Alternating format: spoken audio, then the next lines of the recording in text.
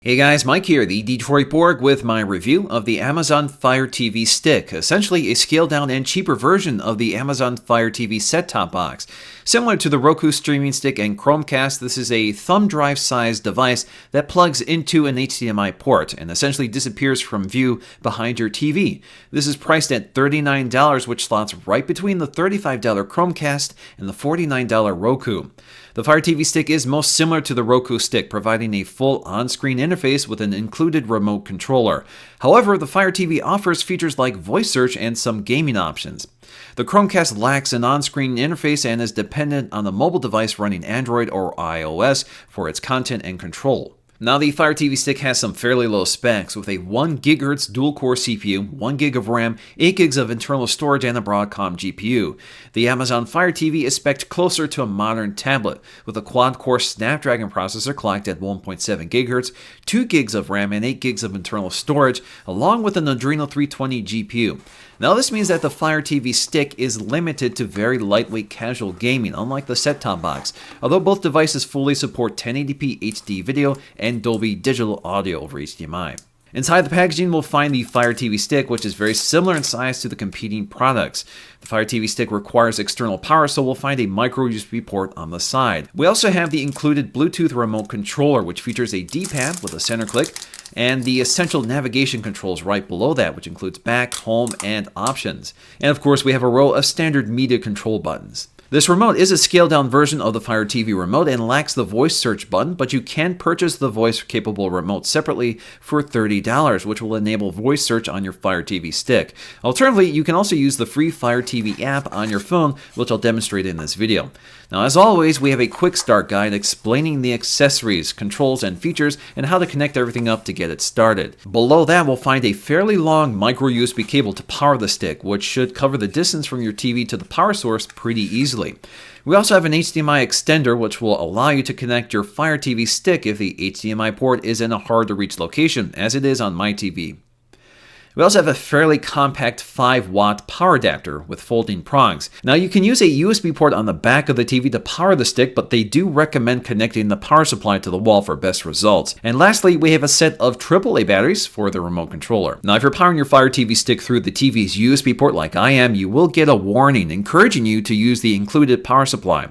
The chief consideration is the fact that the power to the USB port is cut when the TV is powered off, which means no background updating, and the device has to boot up every time you turn on your TV. Otherwise, performance of the device is unaffected by the power source you select. Now, the first thing we need to do is to select and log into our Wi-Fi network. First order of business is to update to the latest software, which will take a few minutes and involve a reboot. And oddly, in my case, I'm asked to log into my wireless network again after the software update. Next up, we have to log into our Amazon account, which will be done automatically for you if you purchase your Amazon Fire TV Stick through Amazon, instead of a third-party retailer like Best Buy, as I did in my case. And lastly, you're treated to a lengthy video tutorial explaining core features of the Fire TV Stick and how to use it. Now, looking at the user interface again, is pretty much identical to the full-size Amazon Fire TV. You can see we have search up here at the very top on the left side. In this case, it's just text search because we do not have the voice-enabled remote controller active here. So you can start typing in your search. In this case, it just searches Amazon content and apps. So for example, if I want to search for Star Trek here, let's go ahead and select Star Trek. It will search the Amazon store for Star Trek, not Netflix and Hulu Plus and stuff like that, which the Roku player will do for you. So in this case, I can select Star Trek Into Darkness. You can see I already own this, so I can resume playback. I can watch from the beginning, add it to the watch list, watch the trailer, or more ways to watch. So if I click on more ways to watch, you can see this is available on Amazon Prime.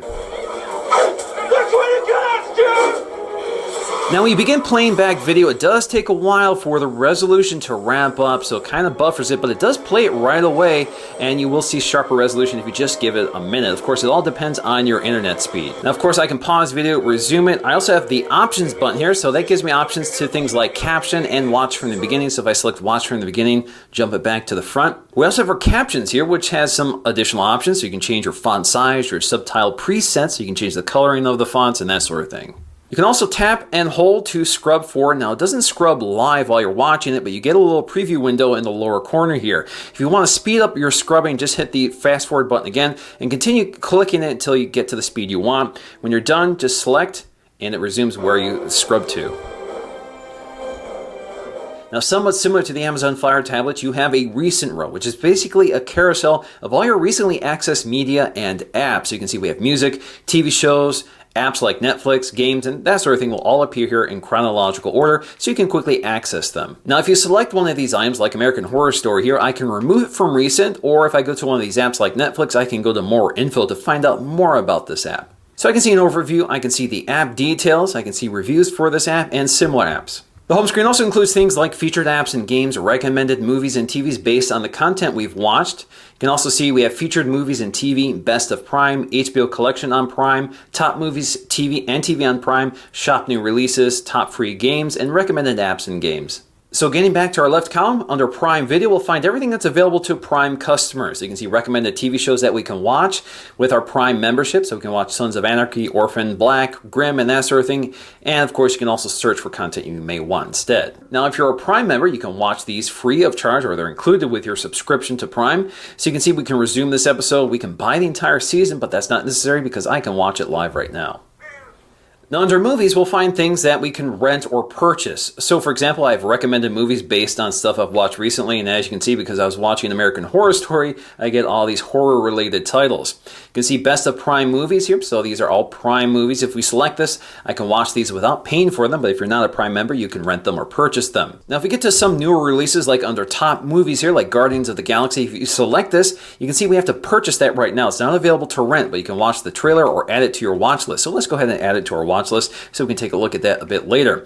Now, if you get to a movie like Maleficent here, which I can rent for $5.99 in HD resolution, or I can buy it for $19.99. We also have TV and things that are not available under Amazon Prime you can purchase. So, for example, under latest TV, we have, let's go to American Dad here. If you select that, you can see you can purchase the episode, but you can't watch it free of charge with Amazon Prime. Same with Walking Dead over here. So you can see the episode is $2.99. But if you go to more ways to watch, you can see you can actually buy it in two different resolutions, HD or standard definition. Now, instead of buying one episode at a time, you can also buy entire seasons here. So, for example, if you want to buy season 4, you can see it's $39.99. Under watch list, we'll find everything we've added to our watch list, like Guardians of the Galaxy and The Wolf of Wall Street. Under video library, you'll find everything you've purchased with your account here. So not a lot. I just have this one movie, so I can resume playback and that sort of thing. Taking a look at games again, our selection is more limited this time because we're using lower powered hardware. So you're not going to get the same game selection from the Amazon Fire TV. In fact, all the games I've purchased for the Amazon Fire TV are not even available here. So you can see my game library is empty. Now you can see that when I'm logged in with my Amazon account, I'm automatically logged into my Game Circle profile, which is Amazon's sort of network for gaming stats. So this allows you to connect with other people and to keep track of your game stats and scores from your games on Amazon. Now if you go down to the categories, you can see we have action, adventure, arcade, board games, cards, casino, casual, kids, puzzles and trivia, racing, role-playing, sports, strategy, and that sort of thing. Now, if we go to our racing category, you can see we don't have games like Asphalt 8, which is a game I like to play, and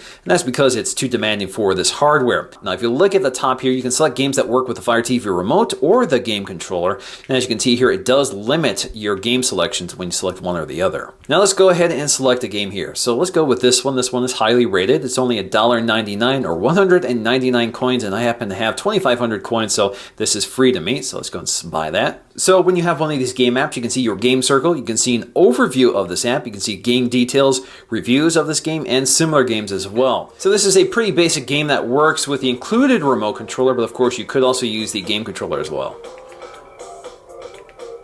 Of course, we also have our apps, and this is where we can access apps we already own. So we can go to the apps in our existing library. Now you can see apps that are not yet installed on our device but are available with our account have these little cloud icons in the lower right corner. That means we can just download them and add them to our device and use them. So for example, if we want Pandora here, just select it, downloads it for you. Now if you want to uninstall one of these apps, just select it, go to uninstall, and it'll remove it for you. And it's still available in the cloud, and if you want to remove it from your cloud as well, you can select remove from cloud. Now if you want to purchase additional apps, you can see they've curated into popular lists, spotlight, and categories. So under categories, you can see apps by cooking, education, entertainment, finance, games, health and fitness, kids, lifestyle, music, news and magazine, photography, productivity, sports, travel, and weather. So if you select weather, let's go ahead and just select a weather app here. So we select this weather app, you can see it is a free app and we can download it. So there you go, you have a weather app for your current conditions. Now a category of apps that work particularly particularly well with a TV are these Ambience apps. So if you want a fireplace with sound effects and everything, you can actually download apps for that. We also have our music categories. You can see everything you've purchased on your device or on your Amazon account. You can see your album art. You can select your songs and begin playback. Now you can leave this and continue playing back music while doing other things, and you can jump back to it from your recent apps. And thanks to the dedicated media controls right on the remote, you can pause or resume playback anywhere. We also have our photos. So if you're saving all your photos to Amazon's cloud drive, you'll be able to access them here. That also includes videos.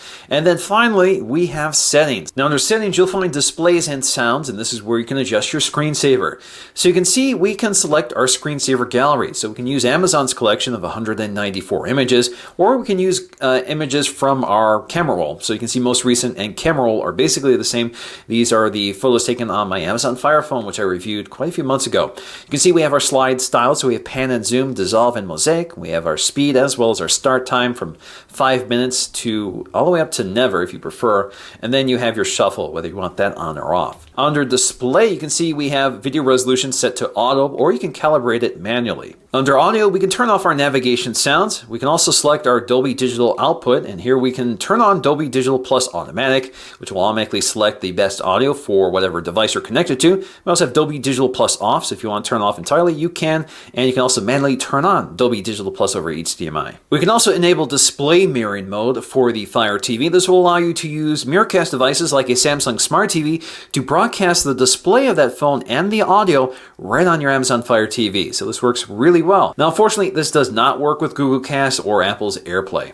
We also have our second screen notifications, which you can turn on and off. So if you're using an Amazon tablet or an Amazon Fire Phone, you will receive notifications while watching content on your Fire TV, and you get some remote controls automatically. We can also manage our game controllers and add new ones, such as the Amazon Fire TV remote with the microphone or the Bluetooth game controllers, and we'll do that in just a moment. Now, under controllers, this is where we can add additional controllers like the Bluetooth game controller as well as the more full-featured controller with voice command, and I'll do that in just a moment. But under applications, this is where we can turn off app usage data collection. We can manage our Amazon Game Circle here as well. We also have our App Store, and under App Store, we can enable automatic updates. You can see we can also enable external market links, so automatically open external market links with Amazon App Store, and you can select this and go to additional options. So you can see don't open or ask before opening. We also have in-app purchases, which you can turn off if you prefer. And we also have manage my subscriptions, which just basically directs you to Amazon.com. We can also manage our installed applications here. So for example, if we go to one of the apps we've purchased and installed, we can select it and we can force stop it, uninstall it, clear data or clear cache, and you can see how much resources that app is taking up. Under system, we'll find things like sleep, so we can put the device to sleep, about our network configuration, quiet time. So if we enable quiet time, we'll turn off any notifications on our Amazon Fire TV. We can see our developer options, our time zone. So again, you select it and you can select whether you want the 24-hour clock or select your time zone. We also have our legal and compliance information, and we can reset this to factory defaults from here. Now under help, you'll find a lot going on here. So you have help videos, which will give you little tutorials on how to use your device or troubleshoot it. We have quick tips as well. And then you have contact us for additional support. And then you also have your feedback. So if you want to submit feedback, you can as well. And then under My Account, you can go to your Amazon account and deregister this device or sync your Amazon content. All right, so let's go and set up our game controller here. So I'm going to select the Bluetooth game controllers and Bluetooth controllers. And what it wants me to do now is press and hold the home button for 10 seconds on the Amazon Fire game controller to start the pairing process. So the game controller is added. You can see my battery status is okay, but the next thing I want to do is add the remote controller with voice command. So let me go ahead and select that. And again, we're just going to press and hold the home button on that remote controller to begin the pairing process. Now with a voice-enabled remote controller active, you can see the search screen has been updated with voice search capability. So let's go and try this out. Watch American Horror Story. And it takes me right to those search results, and I can click here to watch whatever I want. Now, alternatively, you can use the remote controller app that's available on Android or the Amazon products. And of course, you have controllers like your media controllers, back, home, and options as well. And you have a trackpad here for mousing around on the interface. You also have a virtual keyboard here. So instead of using the on-screen keyboard, you can use the one in the app, which works much better. We also have voice search enabled through this app. All you have to do is swipe down on the microphone to start speaking, release it, and it performs the search. Star Trek Into Darkness. Go ahead and select it, and it finds it for me right away. So in conclusion, the Amazon Fire TV provides the full suite of media and music consumption apps. The only drawback here is gaming, of course, which is dialed back quite a bit compared to other set-top boxes like the Nexus Player and the Amazon Fire TV. So if gaming is important to you, this is not the version to get. But otherwise, for movie and music watching, you have the same experience on this device as you do on every other device. You have full 1080p, full Dolby Digital surround sound, and it sounds and looks great. Now, the Amazon Fire Stick is still a low-power device, and you will notice some lag in the user experience, but otherwise the media plays just fine. So that's going to do for me in this video. Thanks for watching, and I'll see you again in the next one.